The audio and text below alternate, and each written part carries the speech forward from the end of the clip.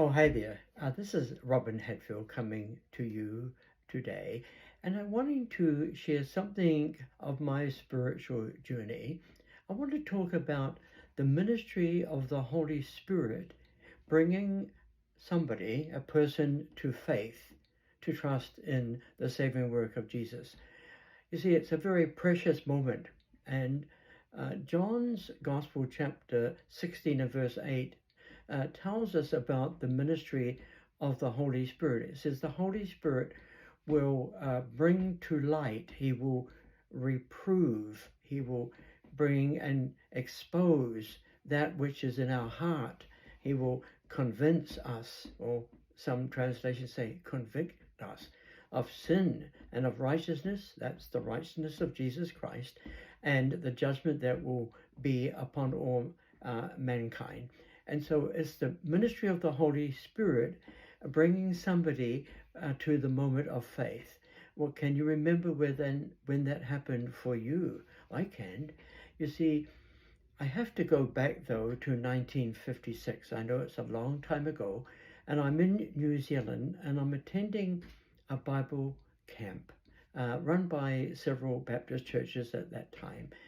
The speaker at that camp so long ago was a man from Wales, Ivor Powell, and he's speaking. I can't remember what he said, but what I do remember most vividly was the Holy Spirit's voice wooing me, speaking to the inner part of me, my spirit, and saying, you need to respond to this message of salvation. I knew I needed to. And so I did. What I did, I stood up at the invitation.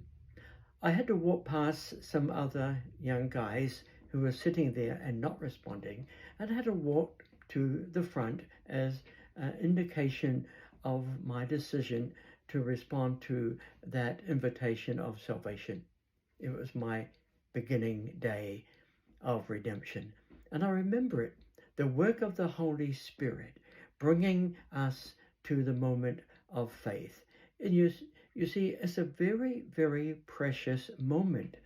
The speaking of the Holy Spirit to our heart to do some work of grace in our heart. What I just described is the moment of redemption, the moment of salvation. And that moment will then lead me on to a whole different life. You see, it's a decision that will determine the course of my life from that point on. I'm not aware of that. All I'm aware of is I need to respond to the wooing voice of the Holy Spirit, and I did. And I trust that is what you have done. And I also would invite you to just remember it, to think again about that precious moment.